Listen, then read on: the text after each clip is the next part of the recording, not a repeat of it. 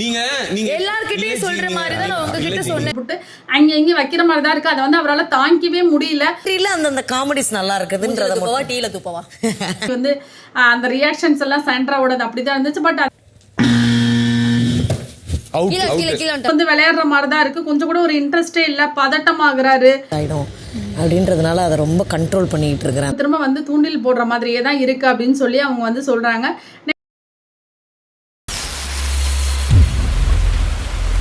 புத்தாண்டு நாள் வாழ்த்துக்கள். Happy new year to all. உங்கள் வாழ்க்கையில் உங்களுக்கு என்ன வேணுமோ, என்ன ஆசைப்படுறீங்களோ, என்ன டார்கெட் செட் பண்ணுறீங்களோ, இது எல்லாமே கூடிய விரைவில் நீங்கள் செட் பண்ண டேட்டுக்கு முன்னாடியே உங்களுக்கு கிடைப்பதற்கான எல்லா பாசிபிலிட்டியும் உங்களுக்கு கண்டிப்பாக க்ரியேட் நீங்களே பண்ணிக்குவீங்க. உங்களுக்கு இது கண்டிப்பாக நடந்தே தீரும். இது யாராலையும் தடுக்க முடியாது. ஸோ நிறைய விஷயங்கள் இந்த இயரில் வந்து நிறைய விஷயங்கள் நல்லது கெட்டது, சுக துக்கம் கோபம், நிறைய உறவுகள்லாம் இழந்திருப்பீங்க. ஸோ அதற்கான அது எல்லாமே ஒரு நல்லதுக்கு தான் சொல்லி பாஸ்ட் இஸ் பாஸ்ட் மாதிரி கடந்து போக என்னைக்கு கற்றுக்குறோமோ அன்னைக்கு தான் நம்ம லைஃப்பில் நம்ம அடுத்த கட்டத்தை நோக்கி நகருவோம். இன்னொன்று நம்ம லைஃப்பில் என்ன நடந்தாலும் அதுக்கு ரீசன் நம்ம தான் அப்படின்னு சொல்லி என்னைக்கு ஒத்துக்கிறோமோ அப்போ தான் அடுத்த கட்டத்துக்கு நம்ம நகர்ந்து போக முடியும். ஸோ இதை எல்லாருமே ஃபாலோ பண்ணுவீங்கன்னு நினைக்கிறேன். ஸோ நீங்கள் நினச்ச எல்லாமே உங்களுக்கு விரைவில் கை கூடுறதுக்கு என்னுடைய மனமார்ந்த வாழ்த்துக்கள்.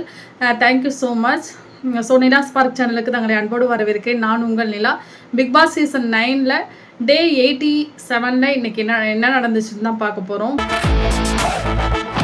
ஸோ என்ன அப்படின்னா, மார்னிங்கே சாண்ட்ராவும் பார்வதியும் உட்காந்து கேரக்டரை பற்றி அனலைஸ் பண்ணி டிஸ்கஸ் பண்ணுறாங்க. அப்போ என்னதான் தன்னுடைய வாய்ஸில் ஒரு மென்மை இருந்தாலும் தாட்ஸில் ஃபுல்லாக ஒரு வஞ்சகமான ஒரு புத்தியை உள்ளே நுழைச்சி எல்லாருக்கூடையும் சந்தோஷமாக ஹாப்பியாக இருக்கிற மாதிரி ஒரு பவுண்ட்ரியை செட் பண்ணிவிட்டு இருக்கிற இந்த ஆள் வந்து ஒரு அதாவது ராஜமாதாவாக செயல்படுற ஒரு ஆள் வந்து என்னென்னா குட்டி கனியாக தான் நான் பார்க்குறேன்னு சொல்லி அரோராவுக்கு இவங்க கொடுக்குற ஒரு வர்ணனை வந்து ரொம்ப சூப்பராக இருந்துச்சு. வளர்ந்து சின்ன வயசு கனியாக தான் நான் பார்க்குறேன். ஸோ என்னதான் அந்த வீட்டில் நம்ம இருந்தாலும் என்னதான் பழகினாலும் 24 hours அந்த வீட்லேயே சுற்றி வரும்போது ஒரு சில மைண்ட் செட்டு தாட்ஸு அவங்க மேலே உள்ள ஒப்பீனியன்ஸ் எல்லாம் மாறத்துக்கு நிறைய பாசிபிலிட்டி அந்த வீடே க்ரியேட் பண்ணி தரும். வேறு வழியும் கிடையாது. ஸோ வெளி உலக தொடர்பு ஃபுல்லாகவே துண்டிக்கப்பட்ட நிலையில் அந்த வீடு நமக்கு அப்படி தான் ஒரு விஷயத்தை ஏற்படுத்தி தரும்னு நான் நினைக்கிறேன். ஸோ நெக்ஸ்ட் ஒன்று வந்து அரோரா சொல்கிறாங்க, மேக்கப் இல்லாமல் இருக்கிறதால அக்காவுக்கு ஓட்டு போட மறந்துடாத தம்பிங்களா. சப்ஸ்கிரைபருக்கு எல்லாருக்கும் அவங்க உள்ளேருந்து ஒரு மெசேஜ் சொல்கிறாங்க, மேக்கப் போடலன்னு நான் வேற யாரும் நினச்சி என்னை எலிமினேட் ஆக்கிடாதீங்க. ஸோ நீங்கள் வந்து எனக்கு ஓட்டு போட்டுருங்க தம்பிங்களா. ஏன்னா தம்பிங்கள் தானே ரொம்ப ஆர்வமாக இருக்கிறாங்க. அதனால் தம்பிங்களா மறந்துடாதீங்கன்னு போது திவ்யா ஏன் மற்ற பீப்புள்ஸ்லாம் உனக்கு ஓட்டு போட மாட்டாளா, தம்பிங்க தான் உனக்கு ஓட்டு போடுவாங்களா, என்னது எனக்கு புரியலையே அப்படி. இந்த அக்காங்க தங்கச்சிங்கெல்லாம் இல்லையா, ஸ்ட்ரெயிட்டாக தம்பிங்களாம் தானா அப்படிங்கும்போது உனக்கு தெரியாதாம்மா உங்களுக்கு வெளில சப்ஸ்கிரிப்ஷன் எவ்வளோ இருக்காங்க, தம்பிங்களாம் எவ்வளோ ஆர்வமாக செயல்பட்டு இருக்காங்க, அவங்களோட டீமெல்லாம் அரோரா ஃபேன்ஸ்லாம் எவ்வளோ சூப்பராக வந்து அவங்களோட பாசிட்டிவிட்டி மட்டுமே எடுத்து காட்டிகிட்டு இருக்காங்க. அவங்க உள்ளே பண்ணுற தந்திரமான வேலைகள்லாம் வெளில எதுவுமே தெரியாத மாதிரியும் யாருக்குமே புரியாத மாதிரியும் மேடம் வந்து ஒன்று சொல்லிட்டு இருக்காங்க. அப்போ வந்து கம்ஃபர்டபுளாக தான் நான் வந்து இவ்வளோ நாளாக இருந்துட்டேன் அப்படின்னு சொல்லும்பொழுது திவ்யா கேட்குறாங்க, ஏன் இந்த 2 வீக்ஸில் நீ அந்த ஆர்வத்தை காட்டியிருந்துருக்கலாமே, இப்போ திடீர்னு ஒரு சடனான ஒரு மாற்றம், அதாவது இவங்க டக்குன்னு ஒரு மாற்றத்தை ஏற்படுத்துறது வந்து நல்ல மாற்றமாங்க. ஏன்னா ஒரு கம்ஃபர்ட் ஜோனை மேக் பண்ணிவிட்டு எல்லாரையும் தன்னோட வலைக்குள்ளே போட்டுட்டு அதுக்கப்புறம் இவங்களோட கேம் ஸ்டார்ட் பண்ணுவாங்க. கூட இருந்துட்டு அவங்களோட நெகட்டிவ் ப்ளஸ் பாசிட்டிவ் இது எல்லாத்தையுமே தெரிஞ்சுட்டு டிஸ்கஸ் பண்ணி பர்சனல் லைஃப் கொண்டு உள்ளே போயிட்டு எல்லாத்தையும் அலசி ஆராய்ஞ்சிட்டு அதை எந்த இடத்துல போட்டு கொடுக்கணும், வீக் டேஸில் என்னத்தை டிஸ்கஸ் பண்ணணும், வீக்கெண்டில் என்ன போட்டு கொடுக்கணும் அப்படின்றதெல்லாம் மேடம்க்கு நல்லா தெரியும். அப்படி ஒரு கிரிமினலான மைண்ட் மேடம்க்கு.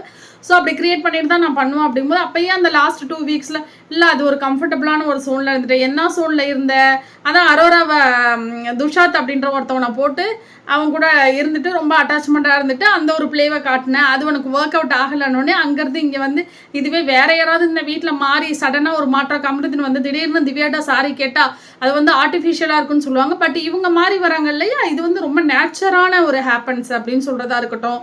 விஜய் சேதுபதி சாருக்கும் அதான் நான் அந்த கேமையே இவ்வளோ எஃபர்ட் போட்டு விளையாடுறேன். பிகாஸ் அமித் வந்து ஃபிசிக்கல் கேம் அவங்களால விளையாட முடியாதுன்னு எனக்கு சொல்லும்பொழுது எனக்கு அப்படியெல்லாம் தோணலைன்னு சார் என் மேலே ஒரு நம்பிக்கை வச்சாங்க இல்லையா, அதுக்காக தான் நான் விளையாடுறேன்னு இந்த அம்மா சொல்கிறதா இருக்கட்டும். சார் உங்கள் வீட்டிலேருந்து லஞ்சு ப்ரிப்பேர் பண்ணி கொடுங்க சார் அப்படின்னு சொல்கிறதா இருக்கட்டும். இப்படியே இந்த பாண்டிங் வந்து விஜய் சேதுபதி சாருக்கும் இவங்களுக்கும் போயிட்டு இருந்தா என்ன திரும்ப ஒரு கட்டத்தில் நடக்கும். சார் நான் உங்கள் பையனை கல்யாணம் பண்ணிக்கலாமா அப்படின்ற அளவுக்கு தான் வந்து நிற்கும். ஓகேம்மா, எனக்கு ரொம்ப சந்தோஷமா, தாராளமாக நீங்கள் பண்ணிக்கிங்கம்மா அப்படின்னு சொல்லி இதுக்கு கூட அலோவ் பண்ணுற ஒரு ஆள் தான் நம்மளோட சேது சார் அப்படின்றது தான் சொல்ல வர்றது. நெக்ஸ்ட் ஒன் வந்து என்னென்னா, டாஸ்க்கு ஸ்டார்ட் ஆகிடுச்சு. டாஸ்க் வந்து டிடிஎஃப்ல டாஸ்க் நம்பர் 4 ஸ்டார்ட் ஆகிடுச்சு. என்ன அப்படின்னா, வெளியில் வந்து ஒரு பேஸ் வந்து ரொட்டேட் ஆகிட்டே இருக்கும். அந்த பேஸில் வந்து என்னென்னா நம்மள கிளாக்ல இருக்கிற அந்த முள்ளு மாதிரி சுழல்கிட்டே இருக்கும். அது யாரும் டச் பண்ணாமல் ஜம்ப் பண்ணி அவங்க பிளேஸ்லேயே நிற்கணும்.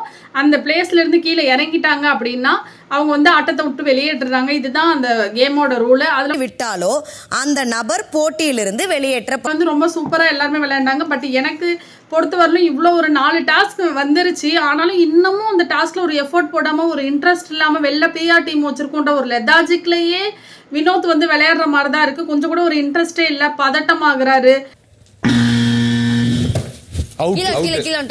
டக்குன்னு ஹைப்பர் ஆகுறாரு. பார்த்துக்கலாம் அப்படின்னு ஏதோ வெளியில் ஒரு பார்த்துக்கலாம் நம்ம டீம் இருக்குன்ற அந்த மைண்ட் செட்லேயே தான் ப்ளே பண்ணுற மாதிரி இருக்குது. அப்படி இல்லைன்னா இங்கே அந்த சின்சியர்னஸ் நல்லாவே தெரியும். அது ஒரு டாஸ்கில் கூட வினோத்துக்கு இல்லவே இல்லை. ரொம்ப லெதாஜிக்காக தான் விளையாடுற மாதிரி இருந்துச்சு.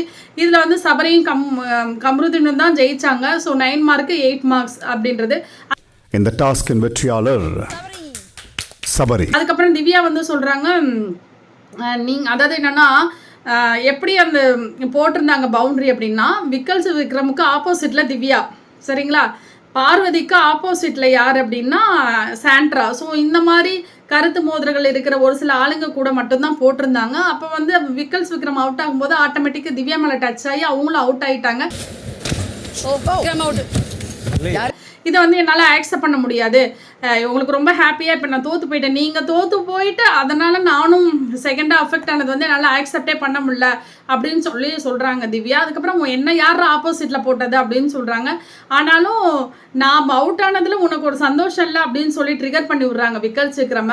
அப்போ விக்கல்ஸ் விக்ரம் வந்து சபரிட்டையும் அரோராட்டையும், என்ன இது கேவலமான புத்தி, நான் என்ன பண்ணுறது, நான் அவுட் ஆனதும் நானே அவுட் ஆகிட்டேன், நீ அவுட் ஆனன்னு நான் இதுக்கு சந்தோஷப்பட போகிறேன், எதுக்கு இப்படி தேவையில்லாமல் இவங்க கிரியேட் பண்ணுறாங்க திவ்யா அப்படி அவர்கிட்ட கேட்குறேங்க டவுட்டு அப்படின்னு சொல்லி டிஸ்கஸ் பண்ணுறாரு. அதுக்கப்புறம் வந்து இவங்க சாண்ட்ராட்ட வந்து பார்வதி வந்து டிஸ்கஸ் பண்ணுறாங்க. இல்லை, என்னோட நேச்சர் என்னென்னா, ஒரு 3 நாள் யார்கிட்டயாவது ரொம்ப கோவப்பட்டோ இல்லை பெரிய சண்டையோ என்னோட கோபம் 3 நாளைக்கு மேலே இருக்கவே இருக்காது, அவ்வளோதான் இருக்கும். பட் இவங்கிட்ட இப்படி நான் பேசாமல் கண்ட்ரோலாகவே இருந்தேன்னா இதை கடந்து போயிடுவேன். இதுக்கப்புறம் இது வந்து திரும்ப ஸ்டார்ட் ஆக வாய்ப்பே இல்லை, எனக்கு இது ஓகேவாக தான் இருக்குது அப்படின்னு சொல்லி அவங்க ஷேர் பண்ணுறாங்க.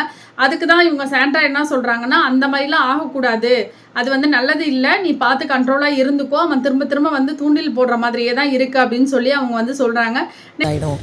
அப்படின்றதுனால அதை ரொம்ப கண்ட்ரோல் பண்ணிட்டு இருக்கிறேன். நெக்ஸ்ட் வந்து கம்ருதீன் வந்து திவ்யா கிட்ட சொல்கிறாங்க, என்ன இப்போ கம்ருதீனுக்கு விஷயம் அப்படின்னா, நம்ம வந்து அவள் கூட எப்படியாவது போய் பேசி ஒரு காம்ப்ரமைஸ் பண்ணி தடவி, இல்லைம்மா அது அப்படி இல்லைம்மா இப்படிம்மா அப்படின்னு சொல்லி ஏதாவது ஒன்று புரிய வச்சிடலாம். ஆனால் இதுக்கு வந்து ரொம்ப பெரிய பிரச்சனையாக இருக்கிறது யார் அப்படின்னா சாண்ட்ரா தான் பிரச்சனையாக இருக்கா. அவள் தான் என்னையும் வந்து பார்வையும் வந்து பேச விடாமல் இருக்கான்னு சொல்லிட்டு இவனுக்கு நல்லா புரியுது. ஏன்னா நெருங்கி போகும்போதெல்லாம் அவங்க 2 பேரும் தான் இருக்காங்க. இவன் வந்து முறைக்கிறா, இல்லை ஏதாவது ஒரு ரியாக்ஷனை சாண்ட்ரா கொடுக்கும் பொழுது அதனால தான் பார்வை வந்து நம்மகிட்ட நெருங்கி வரமாட்டா. இல்லைனா அந்த கேரக்டர் கிடையாது, அவளை வச்சு தான் நம்ம கேமும் ப்ளே பண்ணோம். இப்படி ஃபுல்லாக ஆஃப் ஆகிட்டு அவள் பாட்டு போய் உட்காந்துட்டா நமக்கு எங்கள் கேமே இல்லையே, வெட்டியாக உட்காந்துருப்போமே, இந்த வர நம்ம வெளில தூக்கிடுவானுங்களே அப்படின்னு இவன் உன்னை கிரியேட் பண்ணுற மாதிரி தான் இருக்குது.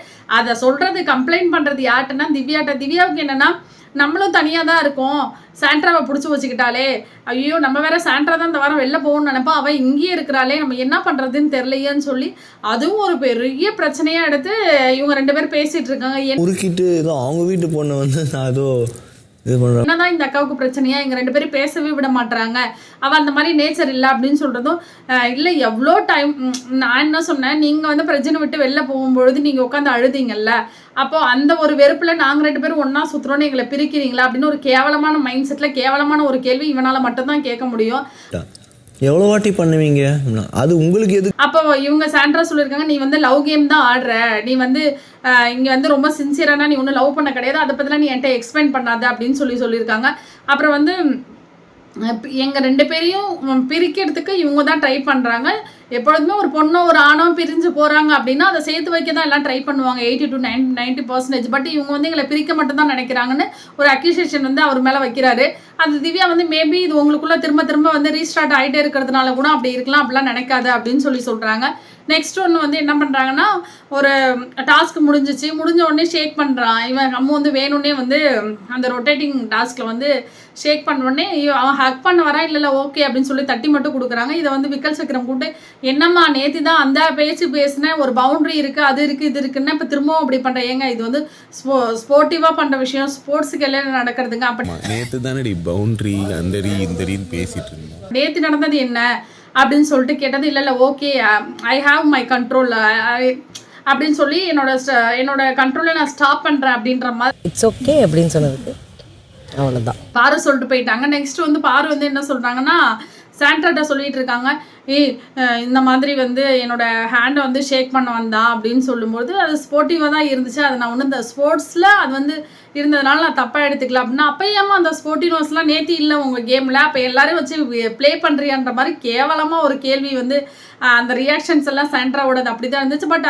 அந்த காமெடிஸ் நல்லா இருக்குதுன்றத டீல தூப்பவா அது நல்லதுதான்.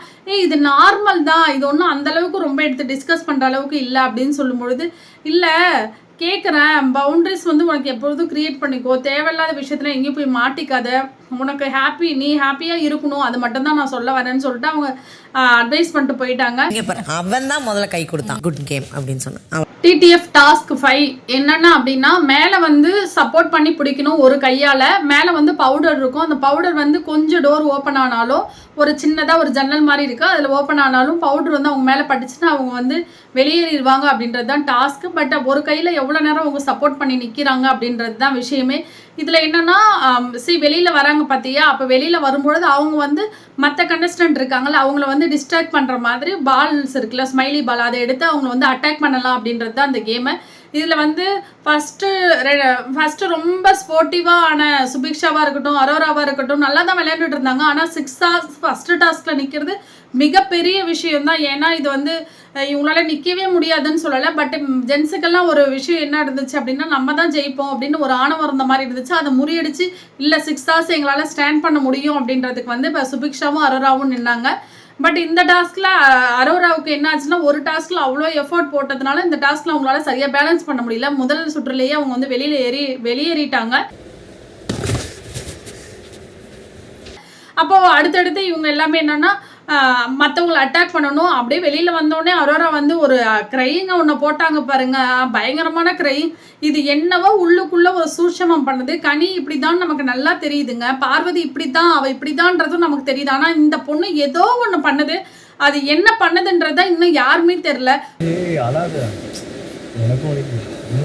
போகிற போக்க பார்த்தா எல்லாரையும் டம்மி பண்ணிட்டு இது கப்பை கொடுங்கன்னு வாங்கிட்டு போயிடும். சேது அம்மா வாம்மா அப்படின்னு சொல்லி கூப்பிட்டு கொடுக்கறதுக்கு அவரும் ரெடியாக இருப்பார். அப்படி தான் நமக்குமே ஃபீல் ஆச்சு. அப்போது நெக்ஸ்ட் வந்து பார்த்திங்கன்னா லாஸ்ட்டில் வந்து திவ்யாவும் பார்வதியும் தான் இருந்தாங்க. அந்த பார்வதியை அந்த ஸ்மைலி பாலை வச்சுட்டு கமருதீன் அடின்னு அந்த பால் படாத இடமே இல்லைங்க, அவ்வளோ ஃபோர்ஸாக அப்படி அட்டாக் பண்ணுறாப்புல. பயங்கரமா கேட்டா போல்ல அவங்க தான் திவ்யாவோட லீடிங்ல இருக்காங்க அப்படின்னு சொல்லிட்டு திவ்யா வந்து என்ன சொல்றாங்கன்னா, என் ஃபேஸ்ல வந்து படாம அடிங்க அப்படின்னு சொல்லிட்டாங்க. உடனே அது எப்படி படாம அடிக்க முடியும், ஸ்மைலி பால் தானே, வைக்கிறது இல்லைங்க. ஓகேங்க அடிச்சுக்கோங்க. ஏங்க நான் என்ன அவ்வளோ பெரிய ஸ்போர்ட்ஸ் மேனாங்க, உங்களை கரெக்டாக குறிப்பாத்து ஃபேஸை தவிர மற்ற இடத்துல அடிக்கிறதுக்கு அப்படின்னு சொல்லி அங்கவே ஒரு வாக்குவாதம் ஆச்சு. அப்புறம் ஸ்போர்ட்ஸ் முடிஞ்சிருச்சு, திவ்யா வந்து எக்ஸிட் ஆகிட்டாங்க. பார்வதி தான் இந்த சுற்றோட வின்னர். எப்படியோ இவ்வளோ சுற்றுல 5 சுற்றுல ஒரு சுற்றுல வந்து தலைவி வந்து வின் ஆயிட்டாங்க. வாழ்த்துக்கள் பாரு சார், அவ்வளோதானே. அதுக்கப்புறம் பார்த்தீங்கன்னா ஆஃப்டர் த டாஸ்க் வந்து திவ்யா வந்து சொல்கிறாங்க, இந்த பாருங்க நான் என்னோட ஃபேஸை தவிர அடிங்கன்னு தான் சொன்னேன், நான் ஒன்றும் ஸ்போர்ட்ஸ்மேன் இல்லைங்க, எதுக்கு நீங்கள் அப்படி வந்து டிஸ்ட்ராக்ட் பண்ணுறீங்க, நான் வந்து உங்களை அடிக்கணும்னு இல்லை, இதுக்கு தான் நான் அந்த பக்கமே போகல அப்படின்னு சொல்லி நான் சொன்னேன். அப்படி சொல்லுவோம், இந்த மாதிரி ட்ராமாலாம் கிரியேட் பண்ணாதீங்க, ஃபேஸில் அடிக்காதீங்கன்னு தான் சொன்னேன். வினோத் அடிக்கும்பொழுது கூட ஃபேஸில் அடிக்காதீங்க, ஏன்னா நான் ஃபேஸை வச்சு தான் பொழப்ப ஓட்டுறேன் அப்படின்னு சொல்கிறேன்.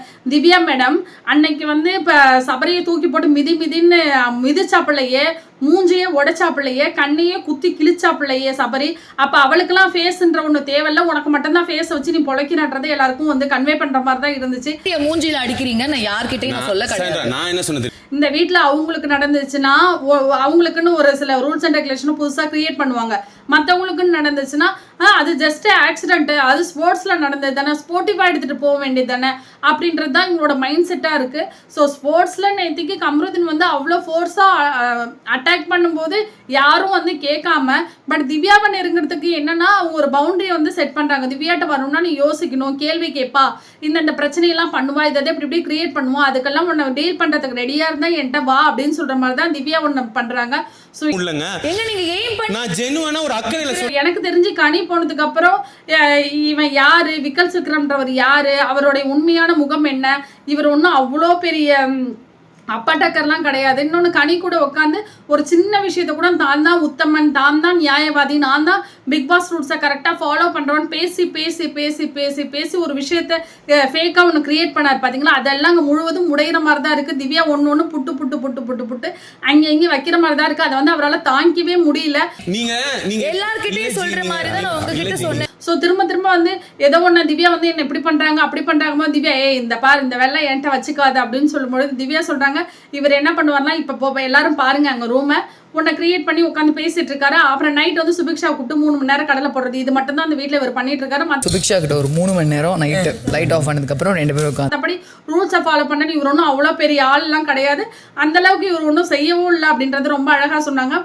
அட் லாஸ்ட் பார்த்தீங்கன்னா கம்ருதீன் வந்து வாடா என்னையாடா நீ அடிச்ச அப்படின்னு சொல்லி பார்வதி வந்து பால் எடுத்து அடிக்கிறது, அங்கே உள்ள பவுடரை தூக்கி அவங்க மூஞ்சில எறியறது, அதுனா ஒரு இதெல்லாம் வந்து ரொம்ப கேவலமான ஆட்டிடியூட்டா இருந்தது. உனக்கு வேண்டானா வேண்டாம் தான், பிடிக்கலன்னா பிடிக்கலன்னா திரும்ப அவனே எப்போ வலையை விரிச்சு வச்சு வெயிட் பண்ணிட்டு இருக்கான், நீ எப்பமா வந்து மாட்டுவா, வாமா சாண்ட்ராவால தாமா பிரச்சனை இல்லைன்னா நம்ம திரும்பவும் பயங்கரமா க்ளோஸ் ஆயிட்டு வேற மாதிரி ஒரு கண்டென்ட்டை கொண்டு போகலாம் வாமா அப்படின்னு சொல்லி இவனுக்கு நைட் எடுத்தா வந்து அரிப்படுத்த மாடு மாதிரி அலையிறது தான் வேலை. ஸோ இவங்களுக்கு சப்போர்ட் பண்றதோ அவங்களுக்கு சப்போர்ட் பண்றதோ இதுல இடையில சப்போர்ட் பண்ற நமக்கு தான் சாணி அடிச்சு மிதிச்சு ஊத்துற மாதிரி ஒரு ஃபீல் ஆகுது. ஸோ நெக்ஸ்ட் ஒன் பார்த்தீங்கன்னா இப்படியே போயிட்டு இருக்கும்போது விக்கல்ஸ் விக்ரம் கூப்பிட்டு ஏமா அதை அப்புறம் அவன் சிரிச்சுட்டு ஓடி வரான், இது ஒன்றும் நீ என்னவோ இதெல்லாம் என்ன பண்ணியே அப்படின்னு சொல்லி வேணும்னே நீ வந்து போட்டு அடித்த மாதிரிலாம் கிடையாது. ஸோ அதனால் இந்த மாதிரி வேலைலாம் வச்சுக்காத, மக்களுக்கு நீ என்னத்தை இப்போ நீ கிரியேட் பண்ண நிற்கிற அப்படின்னு சொல்லி நார்மலாக போயிட்டுருக்க ஒரு விஷயத்த தூக்கிட்டு வந்து இவ்வளோ பெருசாக கிரியேட் பண்ணி பீப்புள்ஸ் எல்லாரும் பார்த்துக்குங்க இவங்க இதுதான் பண்ணிட்டு இருக்காங்க, ஆகமத்தில் 2 பேருமே இந்த கேம் தான் விளையாடுறாங்கன்னு சொல்லி எல்லாருக்கும் தெரியப்படுத்துகிற மாதிரி இவர் ஒரு ட்ராமா ஒன்று கிரியேட் பண்ணுறாராமா. ஸோ இதோட இந்த எபிசோட் முடிஞ்சிச்சு. ஸோ இன்னைக்கு அந்த அளவுக்கு மேஜர் கண்டென்ட் எடுத்து டிஸ்கஸ் பண்ணுற அளவுக்கு எதுவும் இல்லை, பட் ஓகே கேம் எல்லாம் ரொம்ப ஸ்போர்ட்டிவாக போயிட்டு இருக்கு. இதில் வந்து எஃபோர்ட்டே போடாதது வந்து வினோத் தான் அப்படின்னு சொல்லுவோம். ரொம்ப எஃபோர்ட் போடுறது வந்து பார்த்தீங்கன்னா சபரி நல்லா எஃபோர்ட் போடுறாரு. லாஸ்ட்டில் வந்து பார்வதி செம்ம எஃபோர்ட் போடுறாங்க, பட் லக்கு வந்து ஒர்க் அவுட் ஆகல. இந்த டாஸ்கில் அவங்க ஜெயிச்சிட்டாங்க. இன்னொன்று வந்து ஓவர் கான்ஃபிடென்ஸில் வந்து அலையிற சுபிக்ஷா வந்து இண்டிவிஜுவல் டாஸ்க் வரட்டும், யாரையும் டிபெண்ட் பண்ணாத டாஸ்க் வரட்டும், நான் அடிச்சிருவேன் பிடுங்கிடுவேன் கிழிச்சிருவேன்னு சொன்னேன், அவங்கள அடித்து உட்கார வச்ச மாதிரி தான் இருக்குது. அவங்களால ரொம்ப டாஸ்கில் முன்னேறி போகவே முடியல. அரோராவிலையும் அதே மாதிரி தான் டாஸ்கில் ரொம்ப முன்னேறி போக முடியல, அடுத்தடுத்து வந்து எக்ஸைட் ஆயிடுறாங்க. ஸோ இந்த டாஸ்கில் ஃபைனலில் வந்து எனக்கு தெரிஞ்சு நிற்கிறது வந்து சபரி நிப்பாப்பில், அடுத்து வந்து பாரு போகிறதுக்கு வாய்ப்பு இருக்குது, அடுத்து அரோரா நிற்பாங்க அப்படின்றது தான் எனக்கு தோன்ற விஷயம். சரி இனி போகக்கூடிய நாட்களில் பார்ப்போம். ஸோ அனைவருக்கும் இனிய புத்தாண்டு நாள் வாழ்த்துக்கள். ரொம்ப ஹாப்பியாக இருங்க, ரொம்ப ஸ்போர்ட்டிவாக இருங்க, பாசிட்டிவிட்டியை க்ரியேட் பண்ணுங்கள், எதை பற்றியும் ஒரி பண்ணாதீங்க. உங்களுக்கு என்ன வேணுமோ அது உங்களுக்கு தேவைப்படும் நேரத்தில் கரெக்டாக தேவையான இடத்தில் தேவையான நேரத்தில் உங்களை வந்து அடையும். அதுக்கு என்னுடைய மனமார்ந்த வாழ்த்துக்கள். Thank you so much guys. Support பண்ணுங்கள், ஷேர் பண்ணுங்கள், உங்கள் வேல்யூபிளான கமெண்ட்ஸ் கொடுங்க. Thank you so much.